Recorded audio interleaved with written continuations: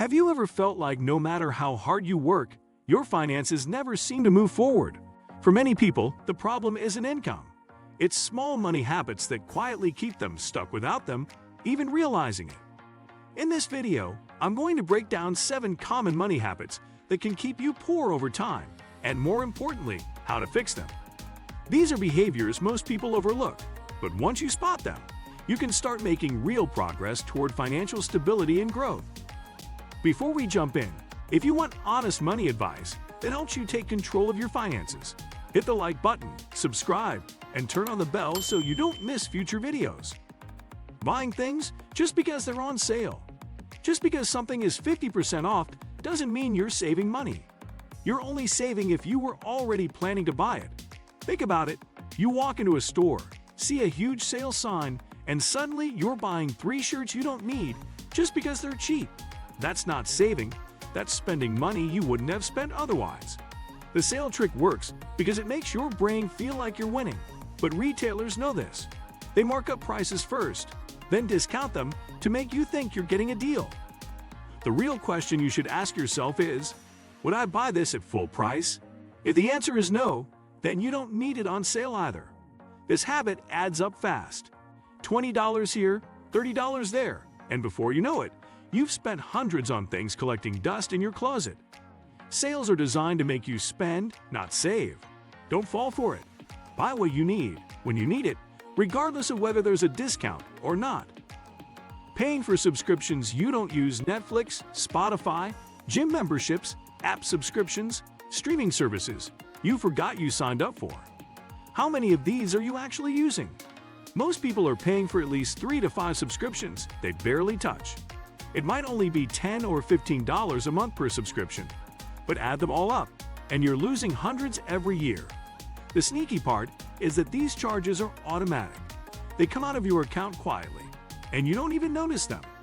Companies count on you forgetting. They make it easy to sign up and annoying to cancel. You think you'll use it eventually, so you keep paying, but eventually never comes. Go through your bank statements right now. Check every recurring charge. If you haven't used something in the past month, cancel it. You can always resubscribe if you really need it later. Stop paying for things you don't use. That's not budgeting. That's just wasting money on autopilot. Eating out too often. Cooking feels like work, so you order food. One meal won't hurt, right? Wrong. That one meal turns into 3 times a week, then 5. Then you're spending more on takeout than you are on rent. A single meal from a restaurant costs 3 times what it would cost to cook at home, sometimes more. If you're spending $15 on lunch 5 days a week, that's $300 a month, $3,600 a year. That's a vacation.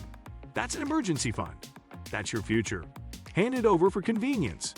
Food delivery apps make it worse because they add fees on top of fees, plus tips, plus surge pricing. You end up paying $25 for a burger that costs $8 to make yourself. The habit feels small in the moment, but it's one of the biggest silent budget killers. You don't have to stop eating out completely, but cut it down. Meal prep on Sundays. Cook simple meals. Pack your lunch. Your wallet will thank you, and honestly, so will your health. Not tracking where your money goes. Most people have no idea where their money actually goes. They get paid, pay bills, spend on random stuff, and wonder why they're broke 2 weeks later. If you're not tracking your spending, you're flying blind. You think you're being careful, but without seeing the numbers, you have no clue. You might think you only spend $50 a week on coffee, but it's actually closer to $100. You might think you're good with money, but those small purchases add up faster than you realize. Tracking doesn't mean you need some complicated spreadsheet or expensive app. Just write it down. Every dollar you spend, note it. Use your phone, use a notebook, use whatever works. After a month, you'll see exactly where your money is going, and it will probably shock you. Once you see the patterns, you can fix them. Maybe you're spending too much on clothes, too much on entertainment, too much on things that don't actually matter. You can't fix a problem you don't know exists. Start tracking today. Trying to keep up with everyone else. Your friend buys a new car, so you feel like you need one too. Your coworker gets the latest phone. Now, yours feels outdated. Someone on social media is always on vacation, so you book a trip you can't afford. This is called lifestyle creep, and it's one of the fastest ways to stay broke. You're not competing with these people. You don't know their financial situation. Real wealth isn't about looking rich.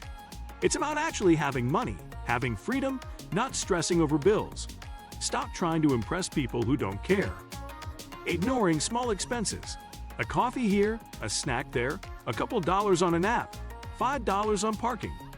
You think small expenses don't matter, but they do.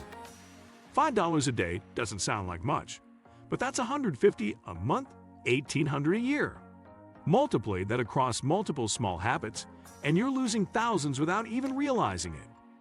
People focus on big purchases like cars and houses, but it's the little things that leak your money away. It's the daily coffee, the impulse buys at the checkout, the extra fees you don't question. These expenses are invisible because they feel insignificant, but they add up fast. Start paying attention to the small stuff. Do you really need that extra snack, or are you just bored? Do you need that app purchase, or are you just killing time? Not having an emergency fund? Life happens. Your car breaks down. You get sick. You lose your job. If you don't have emergency savings, you're one bad day away from financial disaster. And when that disaster hits, you go into debt, which makes everything worse. Most people live paycheck to paycheck with zero buffer. They think they'll start saving later when they make more money, but later never comes. The truth is, you don't need to make more money to start saving. You need to spend less and prioritize your future over your present comfort. Start small.